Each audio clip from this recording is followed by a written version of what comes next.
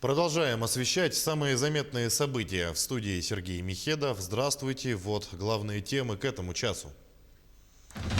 С начала года на дорогах республики погибли 79 человек. День памяти жертв ДТП сегодня. А в Международный день белой трости специальной акции в Ленске напомнили о проблемах людей с инвалидностью по зрению. Каков сегодня театр и как привлечь на спектакли зрителя? В Якутске театральные критики проводят лекции.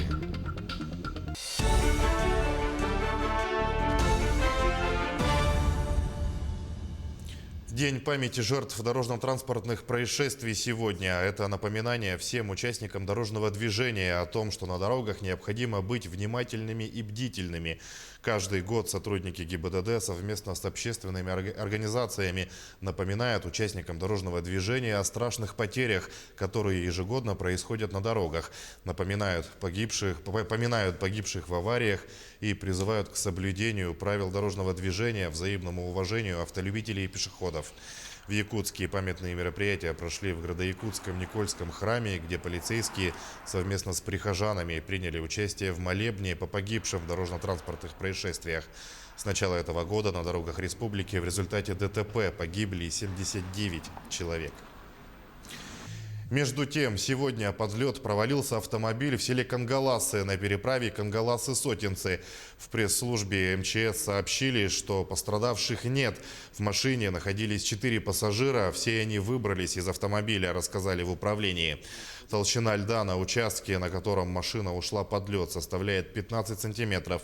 Как сообщают очевидцы, автомобиль поехал по маршруту воздушных подушек, курсирующих в этом направлении. Вот по нашему следу.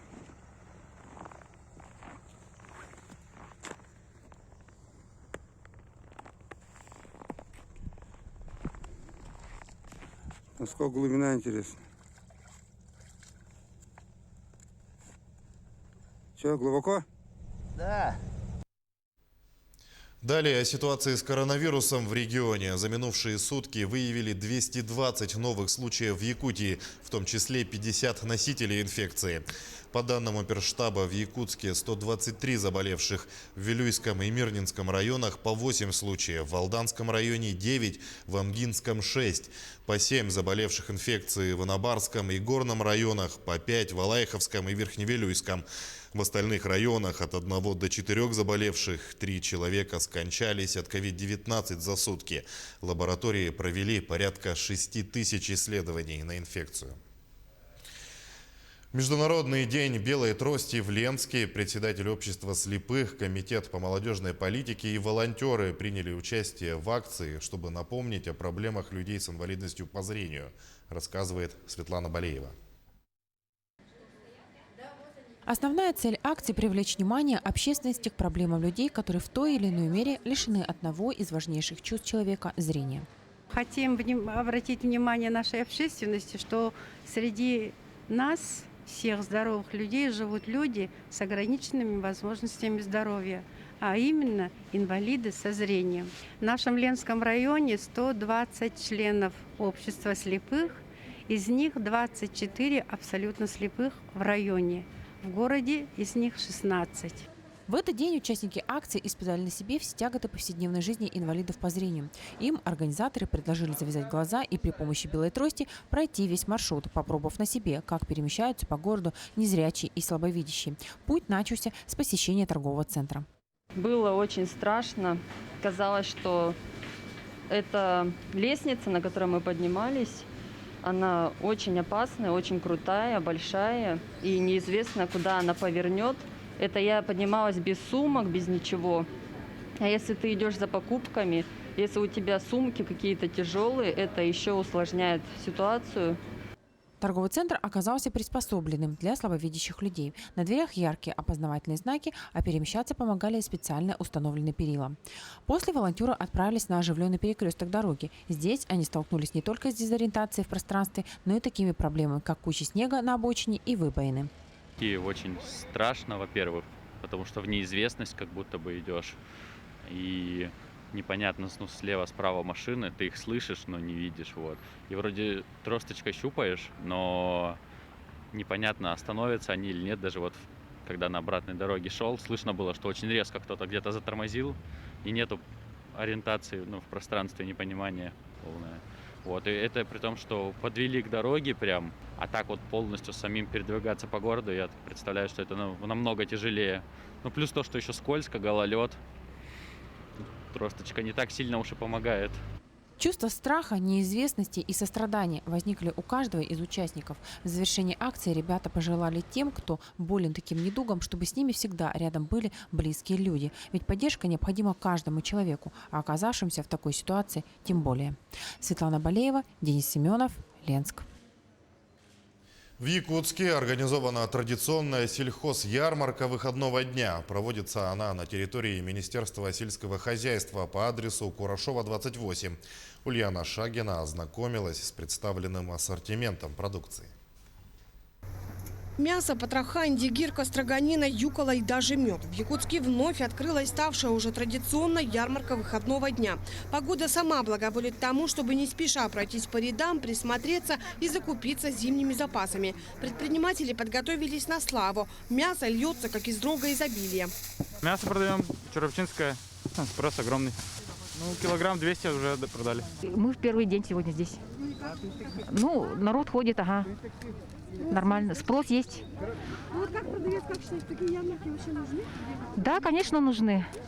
Городское население нуждается в сельхозпродуктах.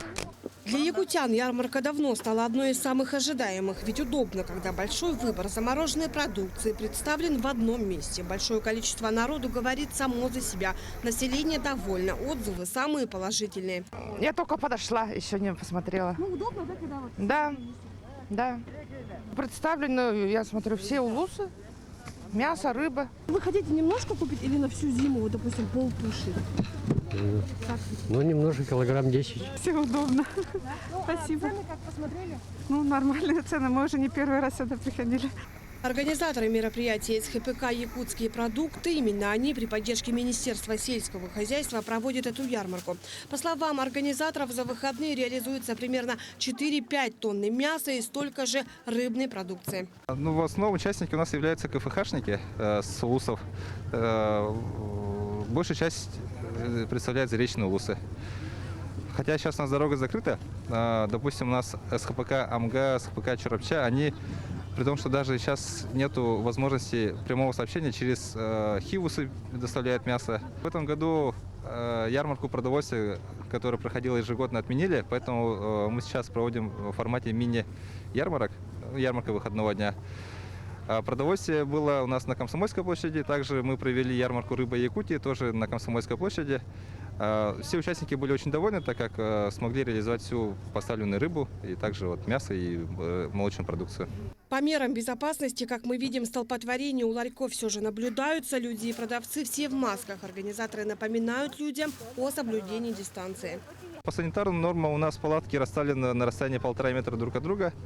У входах у нас присутствуют люди специальные, которые предупреждают всех, чтобы носили маски, также обеззараживают руки.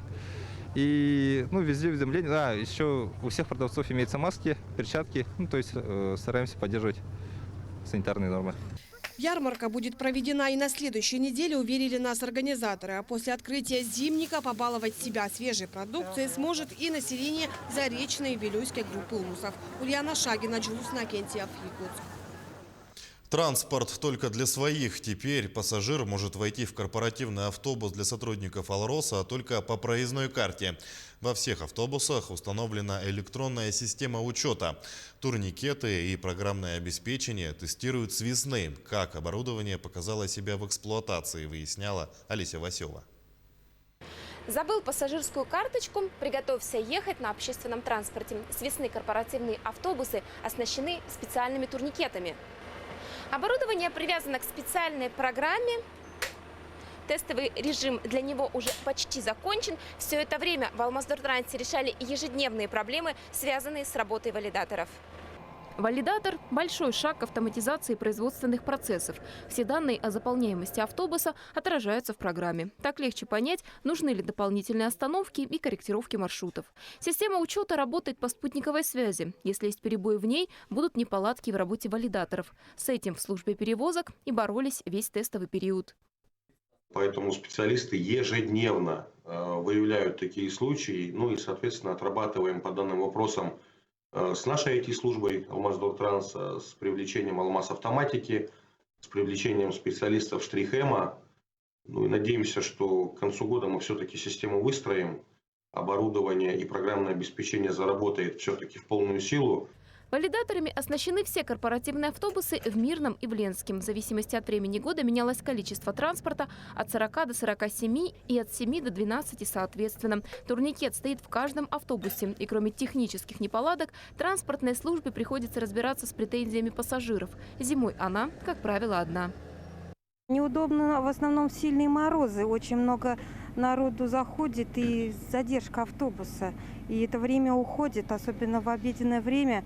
У нас оно очень короткое, и нам оно ценно, конечно. Неудобно, потому что народ друг за другом идет, и зима, холодно.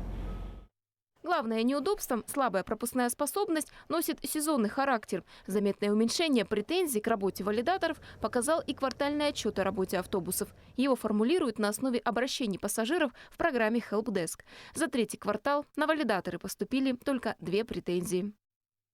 Один из пассажиров упрекает корпоративные автобусы в бесчеловечности. Мол, раньше водители в самые морозы могли и школьников подвезти. Год назад эти же пассажиры жаловались, что не могут уехать на работу, потому что служебный автобус заполнен неработающими в Алроса людьми. Олеся Васева, Олег Соснин, телеканал «Алмазный край». Каков сегодня театр и как привлечь на спектакли зрителя? Эти темы обсуждают с известными театральными критиками якутские коллеги, журналисты и блогеры, освещающие жизнь театра. С лекциями выступают театральные критики Александр Вислов, неоднократный член и председатель экспертного совета национальной премии фестиваля «Золотая маска». Татьяна Тихановец, также член жюри национальной премии «Золотая маска», обозреватель журнала «Театр», председатель экспертного совета и член жюри фестиваля «Сибирский транзит». На лекциях речь идет о новых типах и формах современного спектакля.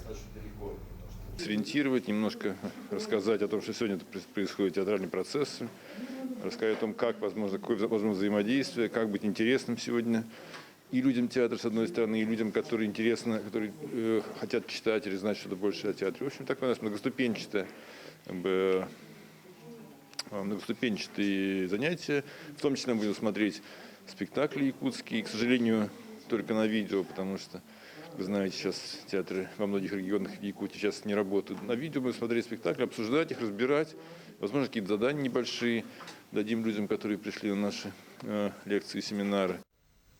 К этому часу это все новости. Берегите себя и своих близких. Не забывайте носить маску и соблюдать социальную дистанцию в общественных местах. Увидимся чуть позже на телеканале Якутия-24.